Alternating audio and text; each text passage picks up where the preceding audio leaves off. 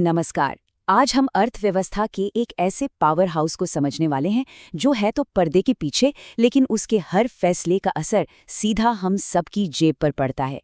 जी हाँ, हम बात कर रहे हैं देश के सबसे बड़े बैंक की, यानी सेंट्रल बैंक की। अच्छा, इसको ना एक बड़े मजेदार तरीके से समझते हैं। सोचिए, हमारी पूरी इकोनॉमी एक बहुत बड़ा ऑर्केस्ट्रा है। अब इसमें कंपनियां हैं, बैंक हैं, हम सब लोग हैं। सब अपना अपना इंस्ट्रूमेंट बजा रहे हैं। लेकिन अगर सब अपनी अपनी धुन बजाएंगे तो क्या होगा? संगीत बनेगा? नहीं, सिर्फ शोर मचेगा। तो इस पूरे ऑर्केस्ट्रा में तालमेल कौन बिठाएगा? इसे चलाने के लिए कंडक्टर तो चाहिए, है ना? बस, अर्थव्यवस्था का वही कंडक्टर है सेंट्रल बैंक। ये देश का सबसे बड़ा, सबसे अहम बैंक है जो पूरे फाइनेंशियल सिस्टम की लय और ताल सेट करता है। इसका मेन काम क्या है? इकोनॉमी में पैसे के फ्लो यानी मनी सप्लाई को कंट्रोल करना। मतलब मार्केट में पैसा कितना रहेगा, लोन लेना आसान होगा या मुश्किल, ये सब यही तय करता है और इसका सीधा असर हमारे खर्चों पर पड़ता है। तो चलिए देखते हैं कि आज हम क्या क्या समझने वाले हैं। पहले तो हम जानेंगे कि बैंकिंग के दो पिलर्स कौन से हैं। फिर सेंट्रल बैंक के मेन रोल्स क्या हैं ये देखेंगे। उसके बाद ये पैसे के फ्लो को कंट्रोल कैसे करता है ये समझेंगे। और आखिर में इसके दो जबरदस्त टूल किट्स के बारे में बात करेंगे। तो चलिए शुरू करते हैं पहले पॉइंट से। देखिए, हम सबका किसी न किसी बैंक से तो वास्ता पड़ता ही है जहां हमारा अकाउंट होता है। लेकिन वो बैंक और सेंट्रल बैंक, ये दोनों बिल्कुल अलग हैं। तो आइए सबसे पहले इनके बीच का जो बेसिक फर्क है उसे ही समझ लेते हैं।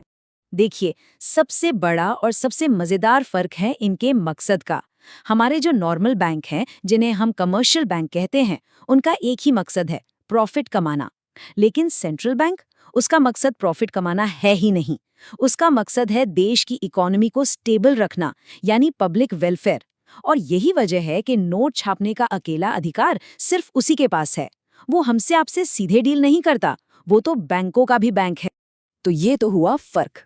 अब आगे बढ़ते हैं और देखते हैं कि सेंट्रल बैंक के और कौन-कौन से जरूरी काम हैं, क्योंकि ये सिर्फ एक रेगुलेटर या बैंकों का बैंक नहीं है, इससे कहीं ज्यादा है। इसकी जिम्मेदारियां वाकई बहुत बड़ी हैं।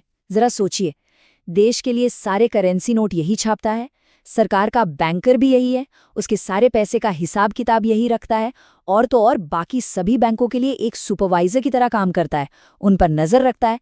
और हाँ, जब कोई बैंक मुसीबत में फंस जाता है ना, तो आखिर में मदद के लिए यही आगे आता है, जिसे कहते हैं lender of the last resort. और देश के फॉरेन एक्सचेंज रिजर्व मतलब विदेशी मुद्रा के भंडार की चाबी भी इसी के हाथ में होती है। लेकिन इन सभी कामों में से एक काम ऐसा है जो इसे सबसे ज्यादा पावरफुल बनाता है, और वो काम है इकोनॉमी में क्रेडिट यानी लोन के फ्लो को कंट्रोल करना। असल में यही वो ताकत है जिससे ये पूरी इकोनॉमी की दिशा तय करता है। घर, गाड़ी या बिजनेस के लिए लोन कितना महंगा या सस्ता होगा, ये सब इसी के हाथ में है। तो सवाल ये है कि सेंट्रल बैंक ये कंट्रोल करता कैसे है? इसके लिए वो एक पॉलिसी का इस्तेमाल करता है जिसे कहते हैं मॉनेटरी पॉलिसी, या हिंदी में मौद्रिक नीति। चलिए अब इसके इस जादुई पिटारे में झांकते हैं और इसके टूल्स को समझते हैं। मोटे तौर पे देखें तो सेंट्रल बैंक के पास दो तरह के कंट्रोल्स हैं, दो लीवर्स हैं। पहले हैं क्वांटिटेटिव इंस्ट्रूमेंट्स यानी मात्रात्मक उपकरण। ये मार्केट में पैसे की टोटल सप्लाई पर असर डालते हैं कि पैसा ज्यादा होगा या कम। और दूसरे हैं क्वालिटेटिव इंस्ट्रूमेंट्स यानी गुणात्मक उपकरण। ये तय करते हैं कि पैसा किस खास सेक्टर की तरफ ज्यादा जाना चाहिए।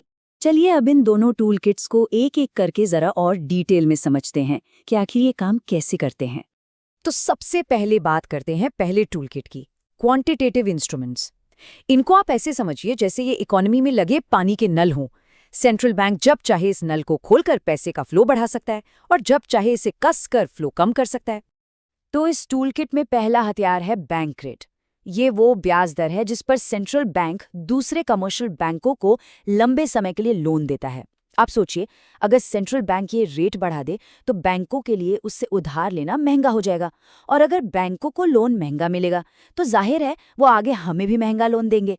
नतीजा, मार्केट में पैसे का फ्लो कम हो जाएगा और इससे महंगाई कंट्रोल करने में मदद मिलती है। फिर आता है रेपो रेट। ये भी बैंक रेट जैसा ही है, पर ये शॉर्ट टर्म लोन के लिए होता है, मतलब बहुत कम समय के लिए, कई बार तो सिर्फ एक रात के लिए। बैंक अपनी सरकारी सिक्योरिटीज गिरवी रखकर ये लोन लेते हैं। इसका असर बाजार पर बहुत तेजी से होता है और इसीलिए आजकल मॉनेटरी पॉलिसी में सबसे ज्यादा इस्तेमाल इसी का होता है। अगला बड़ा दिलचस्प टूल है CRR यानी कैश रिजर्व रेशियो। इसको ऐसे समझिए कि बैंकों के पास जितना भी टोटल डिपॉजिट आता है उसका एक हिस्सा उन्हें सेंट्रल बैंक के पास कैश के रूप में जमा करके रखना पड़ता है। अब अगर सेंट्रल बैंक CRR बढ़ा दे तो बैंकों को ज्यादा पैसा उसके पास रखना पड़ेगा। इसका मतलब उनके पास लोगों को लोन देने के लिए पैसा कम बचेगा। और फिर है SLR यानी स्टैट्यूटरी लिक्विडिटी रेशियो। इसके तहत बैंकों को अपने टोटल डिपॉजिट का एक तय हिस्सा अपने पास ही रखना होता है, लेकिन कैश, सोना या सरकारी सिक्योरिटीज के रूप में। ये एक तरह का सेफ्टी नेट है जो ये पक्का करता है कि बैंक किसी भी मुश्किल सिचुएशन से निपटने के लिए हमेशा तैयार रहे। तो ये तो थे क्वांटिटेटिव टूल्स। चलिए अब दूसरे टूल किट की तरफ चलते हैं, क्वालिटेटिव इंस्ट्रूमेंट्स। अगर पहले वाले पानी के नल जैसे थे तो ये एक सर्जन के औजार की तरह हैं, ज्यादा सटीक और टारगेटेड। इनका काम पैसे की टोटल सप्लाई को कंट्रोल करना नहीं, बल्कि ये देखना है कि पैसा सही जगह पर जाए। जैसे कि एक टूल है मार्जिन रिक्वायरमेंट। मान लीजिए किसी ने 1 करोड़ की प्रॉपर्टी गिरवी रखकर लोन मांगा। अब सेंट्रल बैंक तय कर सकता है कि इस प्रॉपर्टी के बदले 70 लाख का लोन मिलेगा या 80 लाख का। ये जो बीच का फर्क है यही मार्जिन है। तो मार्जिन बढ़ाकर सेंट्रल बैंक किसी खास सेक्टर जैसे शेयर बाजार में सट्टेबाजी के लिए जाने वाले लोन को मुश्किल बना सकता है। दूसरा टूल है क्रेडिट राशनिंग, मतलब लोन की राशनिंग करना। इसमें सेंट्रल बैंक अलग अलग बिजनेस एक्टिविटीज के लिए लोन का कोटा फिक्स कर देता है। जैसे वो बैंकों को कह सकता है कि खेती किसानी या छोटे उद्योगों जैसे जरूरी सेक्टर्स को ज्यादा लोन दो और बाकियों को कम। और आखिर में आते हैं 2 और बड़े ही दिलचस्प टूल्स, एक तरह से सॉफ्ट पावर और हार्ड पावर। पहला है मॉरल सुएशन यानी नैतिक दबाव। इसमें सेंट्रल बैंक सिर्फ सलाह मशवरा देकर समझा बुझाकर बैंकों से अपनी बात मनवाता है, लेकिन अगर प्यार से बात न बने तो उसके पास डायरेक्ट एक्शन यानी सीधी कार्रवाई का भी डंडा है, जिसमें वो नियम तोड़ने वाले बैंकों के खिलाफ सख्त एक्शन ले सकता है। तो कुल मिलाकर हम ये कह सकते हैं कि सेंट्रल बैंक किसी भी फाइनेंशियल सिस्टम का दिल होता है, उसका हार्ट होता है। ये हमारी इकोनॉमी रूपी शरीर में क्रेडिट यानी लोन का जीवन रक्त पंप करता रहता है, ताकि ग्रोथ और स्टेबिलिटी की धड़कनें चलती रहें। और यहीं पर एक बड़ा सवाल खड़ा होता है, जब सेंट्रल बैंक के पास इकोनॉमी को चलाने के लिए इतने पावरफुल टूल्स हैं, तो आज के इस तेजी से बदलते वक्त में एक सेंट्रल बैंक के सामने सबसे बड़ा चैलेंज क्या हो सकता है? बढ़ती हुई महंगाई, क्रिप्टो जैसी नई डिजिटल करेंसी, या फिर दुनिया भर में मंदी का खतरा? इस पर सोचिएगा जरूर।